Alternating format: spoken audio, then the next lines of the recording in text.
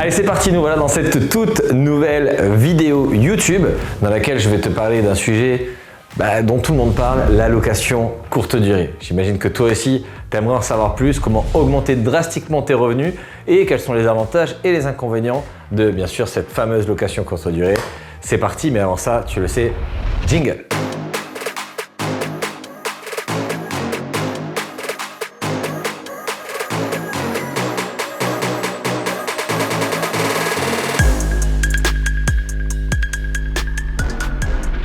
Donc on va commencer tout de suite. Déjà, alors, location courte durée, ça veut dire quoi? Location courte durée, tout le monde dit Airbnb, mais il n'y a pas que Airbnb, il y a aussi Booking, Abritel et énormément d'autres plateformes qui te permettent justement de commercialiser ton bien. Alors déjà, pour te donner une erreur monumentale qui est faite par énormément de personnes qui se mettent à faire de la location courte durée, c'est d'être que sur une seule plateforme. Ça, c'est vraiment une erreur commune que je vois parce que les gens, par manque de formation, par manque de connaissances d'utilisation des plateformes, etc., se référencent sur Airbnb et déjà même en étant référencé sur Airbnb, oublie énormément d'automatisation, de systèmes, de choses en place, de référencement pour avoir justement la chance et la possibilité d'obtenir de meilleurs résultats, que l'annonce soit plus vue, etc., etc., pour pouvoir justement augmenter drastiquement tes chances de pouvoir automatiquement attirer des potentiels locataires. Combien, à quel prix je dois le mettre? Est-ce que le marché est porteur? Toutes ces questions-là, c'est les questions qu'on se pose, ça je peux le comprendre, on va les traiter juste après. Mais déjà, retiens cette problématique. Numéro 1, c'est que si aujourd'hui, tu ne te mets pas sur toutes les plateformes qui sont gratuites et disponibles, déjà tu rates on va dire 50% de rentabilité sur tes biens. Maintenant, la réelle question c'est, ouais mais Jérémy, tu sais, la location courte durée, des fois c'est encadré, des fois c'est dans des petites villes, c'est pas rentable. Alors, quand on dit c'est encadré, la règle du temps, là tu vois par exemple, là je suis à Bordeaux, dans un appartement à moi. Aujourd'hui sur Bordeaux, la règle est de 120 jours sur une résidence principale. Donc c'est-à-dire que ta résidence principale, tu peux l'exploiter 120 jours sur Bordeaux sans avoir de problématique. Au-delà des 120 jours, c'est interdit, sauf si tu as acheté par exemple un bien immobilier qui n'est pas à usage d'habitation, que tu as transformé à usage d'habitation et que tu as mis sur le marché. En fait, ils considèrent sur Bordeaux par exemple, et d'ailleurs dans d'autres villes, dans les grandes villes, il y a des contreparties, d'accord, et en fait, ils considèrent que tu retires en fait un bien du marché de la longue durée et donc ils te demandent de remettre un bien sur le marché de la longue durée. Moi, je trouve que c'est un peu naze comme principe parce que quelque part, tu retires un bien, par exemple local commercial, que tu mets à usage d'habitation. Donc quelque part, en fait, on arrache un arbre pour le replanter de l'autre côté, mais un jour, ils vont peut-être nous dire, ouais, mais il n'y a plus de locaux commerciaux, les artisans ou les artisans, les commerçants ne peuvent plus s'installer. Enfin, voilà. Moi, je pense que tout ça, c'est un peu plus compliqué que ça. Ça dépend qui tu connais, ça dépend à qui tu parles, à l'urbanisme. Je vois que bon, il y a possibilité de trouver des solutions un peu dans tout. Mais en tout cas, les règles de base sont là. Quand on commence à faire un Airbnb, quand on a envie d'aller faire un Airbnb, il faut aller se renseigner à la mairie et demander si c'est autorisé. Si oui, quelles sont les contraintes, s'il y en a ou s'il n'y en a pas, quels sont les documents à remplir, etc. C'est nécessaire et essentiel. Maintenant, pour l'avoir vécu, que ce soit moi personnellement ou tous les élèves que j'ai pu accompagner, on s'est rendu compte que le Airbnb pouvait être fait dans le trou du cul du monde. Alors qu'est-ce que je veux dire par là? C'est que aujourd'hui, par exemple, il y a des villes dans lesquelles la location longue durée, ça fonctionne pas. Les gens viennent pas, très peu. Et c'est pas une question de nombre d'habitants ni de santé de la ville. Des fois, il y a des villes qui sont en cours de développement, sur lesquelles en fait les revenus sont très faibles. Et une ville pépite qui est prête à devenir une ville excellente, l'attraction de la ville n'est pas ouf, d'accord. Mais tu es à proximité d'une cure thermale, du Puy du Fou, d'un zoo, par exemple le zoo de Beauval. J'ai pris un Airbnb dans une ville mais paumée. Mais le Airbnb fonctionne puisque derrière il y a une attractivité qui fait que les gens viennent dans le tourisme. Donc si tu veux, aujourd'hui, l'un n'est pas corrélé avec l'autre. C'est pas parce que tu peux faire de la location longue durée que tu pourras faire de la courte durée et vice versa. Ça, c'est déjà la première chose importante à bien comprendre. Pour pouvoir savoir si oui ou non tu peux faire de la location courte durée dans une ville, il va falloir que tu te renseignes sur des éléments simples. Est-ce qu'il y a du tourisme? S'il y a du tourisme, qu'est-ce qu'ils viennent faire? C'est-à-dire aujourd'hui, est-ce qu'ils viennent dans par exemple le zoo de Beauval, je donne un exemple, c'est quelque chose qui fonctionne toute l'année. D'accord? Donc déjà, ça veut dire qu'en termes d'attractivité, ça peut drainer en fait des personnes tout le temps. Tout ce qui est cure thermale pour la santé, etc., pareil, ça va drainer du monde tout le temps. Si c'est bord de plage ou station de ski, attention. Quand il pleut, personne va se baigner. Quand il n'y a plus de neige, personne va faire de ski. Par contre, si dans la ville où effectivement on peut aller à la plage, par exemple comme Nice, hein, c'est un exemple, d'accord, derrière la ville continue à vivre. Alors je ne dis pas d'investir à Nice, hein, c'est pas ce que je dis. Hein. Je donne un exemple pour que vous puissiez corréler les deux. Si quand la plage ne fonctionne plus parce que les températures ne sont plus idéales, il y a à côté effectivement déjà une ville qui tourne dans laquelle il y a de l'attractivité, il y a un joli patrimoine, etc. Pourquoi pas? Si aujourd'hui vous achetez par exemple un bien immobilier dans une station de ski mais que l'hiver ils ont transformé par exemple les pistes en pèlerinage, qu'il y a quand même des activités. Enfin voilà, il faut vraiment regarder tout cet aspect-là, regarder tous les aspects en fait de ton investissement.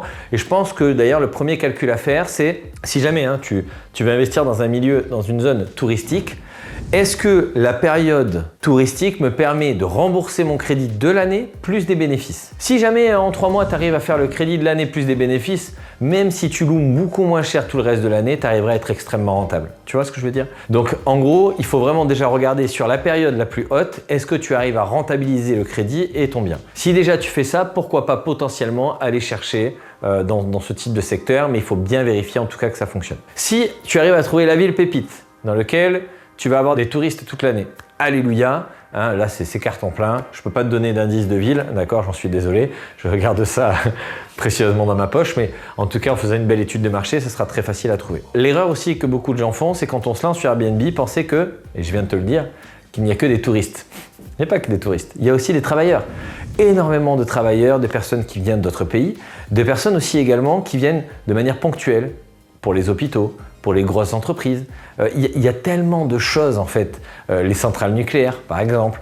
Il y a tellement de gens en fait qui sont tout le temps en déplacement, qui passent d'hôtel en hôtel, de Airbnb en Airbnb, qu'aujourd'hui en fait si tu veux, entre les touristes et les travailleurs, tu vas pouvoir certainement peut-être trouver un équilibre. Ça, pour l'avoir vu et pour l'avoir fait en termes de cible, pour travailler avec les ouvriers, franchement, aujourd'hui tu arrives à trouver un bien qui va se louer entre, alors tout dépend, hein, mais tu vois par exemple j'ai des studios qui se louent 50 € la nuit, d'accord, dans lequel il y a un canapé lit en bas, il y a un lit en haut, d'accord, j'ai posé des mezzanines renforcées, d'accord, que j'ai acheté et que j'ai renforcé moi-même pour que 2 personnes puissent y dormir en haut sans tomber sur la tête des 2 autres.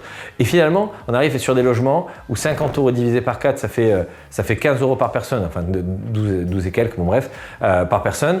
Et donc finalement, en fait, ils s'arrivent avec une nuitée à 12 balles, ils ont 50 € de frais de déplacement par jour, ça leur fait économiser chacun à peu près 40 balles. Et donc finalement, tout le monde est content. Moi, je loue très bien. Eux, ils sont contents parce que c'est pas cher. À l'intérieur, tu prévois la télé, Internet, une très bonne connexion Internet important, machine à café, etc. Et puis finalement, tout le monde est content, tu vois. Donc toi, tu arrives à obtenir des hautes rentabilités. Eux, ils arrivent à obtenir aussi également une haute rentabilité parce que pour eux, c'est extrêmement peu cher. Donc ça aussi, c'est des astuces qui sont nécessaires et essentielles. Si aujourd'hui, tu as la place de mettre une mezzanine, mets-la. Si en dessous, tu peux mettre un canapé lit, mets-le. Parce qu'automatiquement, tu vas augmenter ton service, ta rentabilité, etc. Tu vois, là, dans le bien où je suis actuellement, sur Airbnb, il y a dans les 2 chambres des grands lits et il y a aussi dans le salon un canapé lit, ce qui permet d'avoir 6 voyageurs. Et 6 voyageurs, si on divise le prix du logement par 6, finalement, on est extrêmement peu cher pour un centre-ville de Bordeaux. Donc c'est vraiment ça qu'il faut comprendre. Plus il y aura de couchage, plus tu vas pouvoir rendre ton bien extrêmement rentable. Le but, bien sûr, c'est pas qu'on se retrouve à 25 dans l'appart à faire la bringue, mais essaye toujours d'optimiser le nombre de couchages, c'est très très important. Après, l'info que je peux te donner aussi, c'est que la petite, moyenne, grande ville n'a rien à voir avec le fait que tu puisses faire du Airbnb. J'ai des élèves qui font du Airbnb dans des villes de 2000 habitants qui sont complets tout le temps. D'accord? Donc, aller à la mairie, demander niveau culturel, qu'est-ce qu'il y a dans cette ville? D'accord? Est-ce qu'elle est classée patrimoine d'UNESCO? Est-ce qu'il y a des pèlerinages? Est-ce qu'il y a des monuments que les gens sont intéressés? Quelles sont les choses dans les événementiels qui sont organisés dans l'année dans cette ville? Quelles sont les grandes entreprises? Voilà, tout ça, c'est des éléments essentiels. Alors bien sûr, je te le fais en cours, hein, on parle d'une vidéo sur YouTube avec quelque chose de très court, mais j'essaie de donner des pistes un maximum pour que tu puisses justement te projeter. Il y a énormément, en fait, si tu veux, de choses, de questions à poser pour savoir si effectivement, oui ou non, tu peux te positionner dans cette ville. Et n'hésite pas d'ailleurs à aller regarder sur Booking, sur Abritel, sur Airbnb, s'il y a déjà des logements qui sont en place. S'ils sont déjà en place, regarde à peu près sur leur calendrier combien de temps ils sont pris et à quel prix. Ça te permet de commencer à faire en tout cas un embryon d'étude de marché pour que tu puisses te positionner. Est-ce que dans cette ville-là, c'est possible d'être fait? Regarde aussi s'il y a des hôtels, d'accord? S'il y a des hôtels, potentiellement, ça veut dire qu'il y a du tourisme. Ouvre bien tes yeux, pose des questions et tu verras que très rapidement, en fait, tu vas pouvoir trouver des réponses à tes questions et des solutions. Je vais ici te donner un site important pour pouvoir justement, alors il y a une version gratuite, une version payante, ne te fais pas avoir, le site s'appelle RDNA. Ce site en fait te permet tout simplement de connaître le pourcentage de taux de remplissage par ville, d'accord? C'est-à-dire que par exemple à Bordeaux, tu vas sur RDNA, tu rentres Bordeaux, gratuitement, tu vas pouvoir savoir si aujourd'hui, sur l'ensemble de la location courte durée à Bordeaux, est-ce que les logements sont remplis à 50%, à 30% ou à 70% ou à 100% dans le mois. Donc ça va vraiment te donner un chiffre précis. Si tu veux avoir une étude plus poussée, tu pourras payer, je crois que c'est 20 € par mois. Attention, c'est 20 € par mois et par ville. Te fais pas avoir, je me suis fait avoir. Si tu as besoin des infos précises, tu payes une fois, tu télécharges et après tu arrêtes l'abonnement. Parce que sinon, tu vas continuer à être prélevé. Donc ça aussi, c'est des pistes d'amélioration. Le gros avantage pour moi, en tout cas, au niveau du Airbnb, c'est que tu vas pouvoir augmenter drastiquement tes revenus. Tu vois, par exemple, je prenais l'exemple tout à l'heure, j'ai fait une story, j'ai un immeuble de 5 appartements. Là, j'ai une réservation qui vient de tomber pour 21 jours, 1394 € je crois de mémoire pour ces 21 jours. J'ai donc 1100 et des bananes de crédit. C'est-à-dire que sur un appartement, alors que j'en ai 5, j'ai déjà remboursé mon crédit, plus la taxe foncière, plus les charges des parties communes. Un seul appartement, sachant que j'en ai 4 autres qui sont en location. Donc aujourd'hui, pour moi, c'est quelque chose de très attractif. Quand c'est bien fait, ça te permet aussi également de garder la main et le pouvoir. C'est-à-dire que si le locataire ne paye pas, il ne peut pas rentrer dans le logement. Tu es payé d'avance, donc moins de problématiques. Aujourd'hui, il y a des assurances pour tout. Il y a des assurances pour assurer tes meubles. Il y a Airbnb qui te garantit aussi également la sécurité dans ton logement. N'allons pas croire ou écouter que tous les locataires cassent tout. Aujourd'hui, moi, je touche du bois, ça m'est jamais arrivé. Et les locataires qui cassent tout dans les Airbnb, c'est un peu comme les loyers impayés en France. Ça représente que 2 à 3% du marché immobilier. Donc le problème, c'est qu'on est toujours plus nourri par la peur que par la réussite. La peur nous permet de refaire un pas en arrière et de rester dans sa zone de confort. Le fait d'aller dans l'inconnu, c'est sortir de sa zone de confort, ça fait peur, on n'est pas bien. Donc ça, encore une fois, c'est quelque chose que moi je vous conseille, formez-vous et après vous pourrez juger par vous-même. Donc pour moi, le Airbnb, c'est vraiment la solution aujourd'hui qui permet d'augmenter ses revenus et surtout de garder la main, d'accord, sur sa location. Le locataire paye, il est dedans, il ne paye pas, il dégage. D'accord? Donc moi, je trouve que c'est royal. Maintenant, encore une fois, que ça soit bien fait, que ce soit en termes de fiscalité, également en termes de gestion, ça peut être très chronophage. Maintenant, il y a des solutions et c'est très simple. Aujourd'hui, je ne suis pas là pour faire le ménage, je ne suis pas là pour plier des draps, je ne suis pas là aujourd'hui pour accueillir des voyageurs. J'ai pas que ça à faire. C'est pas que j'ai pas envie de le faire, c'est pas que je veux pas délivrer un service, mais je n'ai pas que ça à faire, j'ai autre chose à faire. Et aujourd'hui, l'immobilier, je n'ai pas envie de devenir dépendant de mon immobilier. Je veux que l'immobilier, lui, par contre, me rapporte de l'argent même quand je dors, mais j'ai pas envie d'avoir des soucis à me dire il faut que j'accueille le locataire demain matin, est-ce que les draps sont propres, il faut que je les plie, est-ce qu'il y a tant de serviettes, est-ce que j'ai pas oublié d'amener du PQ, enfin voilà, tout ça moi j'ai pas envie de le faire. Donc ce que je fais, j'automatise l'intégralité de tout. Il y a la possibilité de faire plein de choses. On peut dupliquer, donc c'est-à-dire l'accès par exemple d'un Airbnb à une autre personne qui va recevoir les messages à ta place, qui peut répondre à ta place, qui peut avoir les réservations, notamment une femme de ménage, d'accord, qui peut recevoir directement tout le calendrier, qui peut savoir quand les gens partent, quand les gens reviennent, etc. Donc pour pouvoir tout simplement automatiser tout ça. Si quand tu vas chercher les draps, tu commandes tous les draps en double, tu laisses tous les doubles à la femme de ménage quand elle vient faire le ménage, elle change les draps, elle met les nouveaux, elle repart avec les anciens. Tu mets une boîte à clés devant la porte avec un code que tu envoies dans un message automatisé, d'accord, sur la plateforme Airbnb ou sur d'autres plateformes. C'est-à-dire que quand la personne réserve, 1 heure avant son arrivée, il peut recevoir un message automatisé avec voilà, vous trouverez l'immeuble dans cette rue, la porte est grise, le boîtier est à peu près à hauteur de vos yeux, vous ouvrez la boîte, vous tapez le code, vous récupérez les 2 clés, une pour ouvrir la porte du bas, une pour ouvrir la porte du haut, profitez bien de votre séjour. Tu peux envoyer un message automatisé 1 heure ou 2 heures avant qu'il parte pour dire voilà, avant de partir, pensez bien à sortir les draps, les mettre dans la panière, mettez les serviettes aussi. Bref, aujourd'hui, les personnes qui vous disent que c'est chronophage, que c'est pas facile, que on se fait avoir par les impôts, que c'est être esclave de son immobilier, c'est des personnes qui sont pas formées, qui savent pas comment faire et qui aujourd'hui n'ont pas d'expérience. C'est d'ailleurs comme dans tout, comme dans l'immobilier ou comme dans la crypto-monnaie ou comme dans tout autre sujet. Généralement, ceux qui critiquent n'ont jamais essayé, n'ont jamais fait, n'ont jamais pratiqué. J'espère d'ailleurs que tu ne fais pas partie de ces personnes-là, mais si tu es ici, c'est que déjà, tu as, on va dire, un embryon de réflexion qui va nous permettre en tout cas d'aller plus loin. Aujourd'hui, je ne sais pas si tu me connais ou si tu me suis depuis très longtemps, je suis investisseur immobilier immobilier maintenant depuis à peu près 7 ans, d'accord.